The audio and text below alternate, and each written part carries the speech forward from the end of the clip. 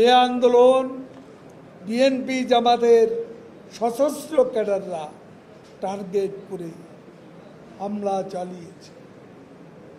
তাদের পূর্ব পরিকল্পিত কোথায় কোথায় আক্রমণ করবে আগে থেকেই সব তারা নীল নকশা তৈরি করেছে এবং তার মহড়া দিয়েছে।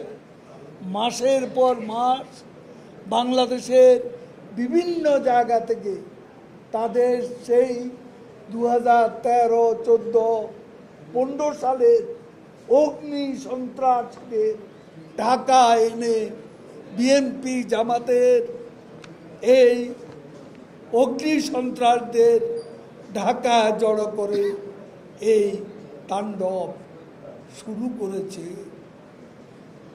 এই আন্দোলনে বিএনপি জামাতের ক্যাডাররা নির্বিচারে গুলি চালিয়েছে।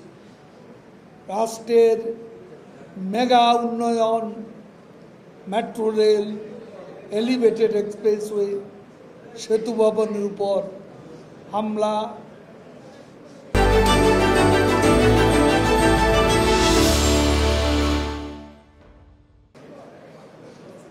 আমাদের বাংলাদেশ টেলিভিশন হামলা, ভাঙচুর, অগ্নিসংযোগ দেখলেই বোঝা যায় কারা এ ধ্বংস যজ্ঞ চালিয়েছে। তারেক জিয়ার নির্দেশে বিএনপি জামাতের সশস্ত্র ক্যাডাররাই এ হামলা করেছে।